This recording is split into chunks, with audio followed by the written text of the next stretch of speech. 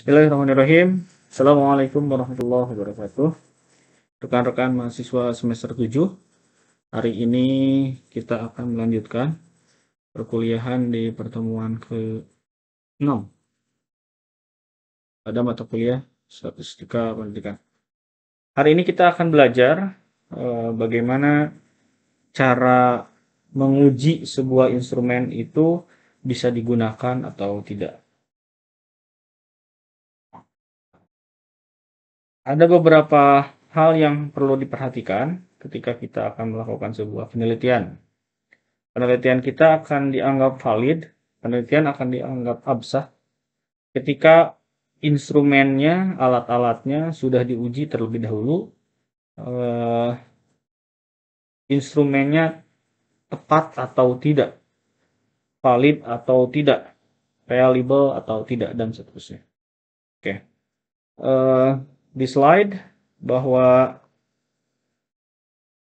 kita punya sebuah instrumen, punya sebuah harapan, punya sebuah interest terhadap sesuatu, maka interest tadi, ketertarikan kita terhadap sesuatu itu harus diuji dulu melalui dua uji sebagai berikut: uji validitas dan uji reliabilitas. Yang akan kita pelajari hari ini yaitu kita akan mempelajari tentang uji validitas.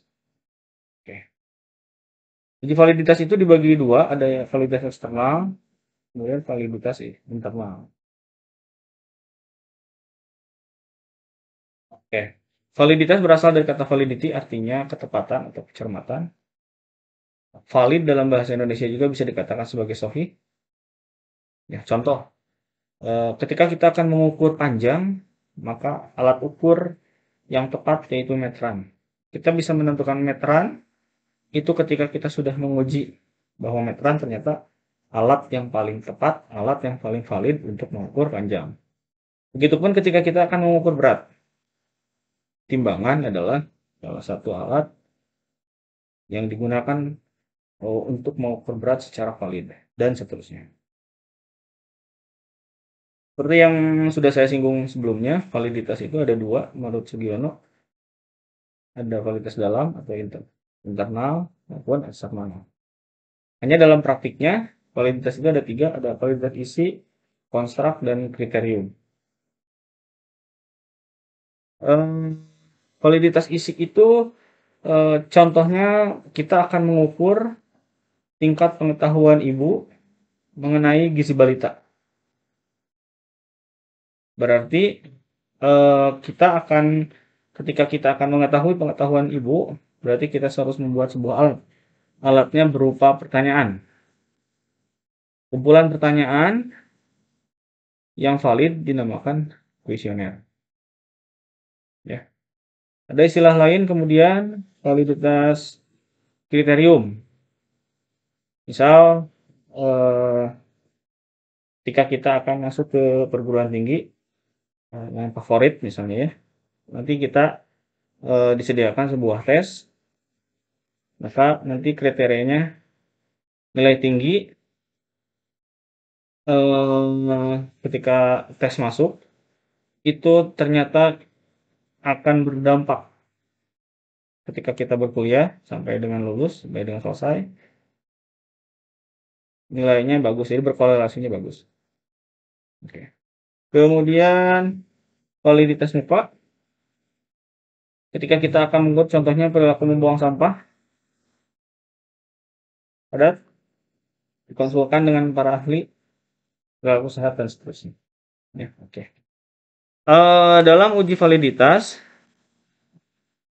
ada istilah yang akan kita gunakan tadi, kuesioner.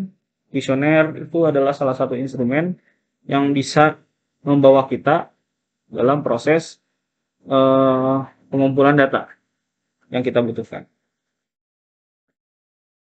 Oke. Dalam uji validitas, saya skip sebentar. Oke. Dalam uji validitas,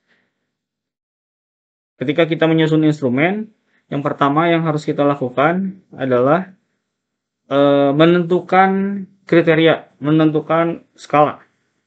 Misalnya ada skalanya sangat setuju, ragu, tidak setuju, sangat tidak setuju. Oke, untuk skornya misalnya sangat setuju 5, setuju 4, ragu-ragu 3, tidak setuju 2, dan seterusnya. Atau bisa dibalik. Eh, Pernyataan yang berbalik, pernyataan negatif. Ketika sangat setuju itu 1, setuju itu 2, dan seterusnya. Oke. Ketika ini contoh perhitungan, saya mengambil contoh ini ada 10 responden, mohon maaf. Ada 10 orang yang saya tanya, yang saya berikan kuesioner.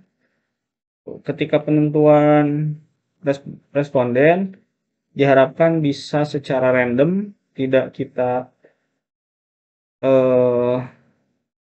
perlakukan khusus. Jadi ambil random saja 10 orang tadi. Dalam satu kuesioner terdiri dari, kalau saya ini contohnya ada 10 pertanyaan. Oke. Responden A mengisi sebagai berikut. Saya rekap isiannya dari kriteria-kriteria tadi. Setelah direkap, kita akan menentukan. Yang pertama adalah R. R itu adalah R hitung atau tingkat korelasi product moment.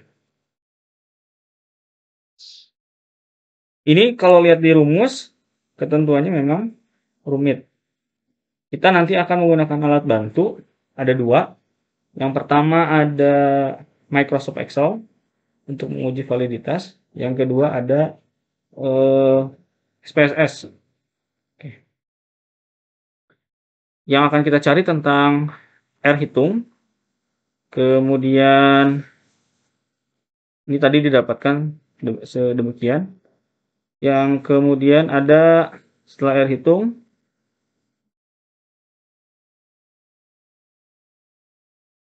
kita akan menentukan R tabel. Setelah kita menentukan R tabel, kita menentukan T tabel. Dan setelah itu kita membuat kesimpulan. Saya membuat sebuah kuesioner dan akan saya demonstrasikan seperti yang terlihat di layar. Jadi hari ini kita akan belajar bagaimana cara menguji validitas dengan menggunakan Microsoft Excel. Ya, oke.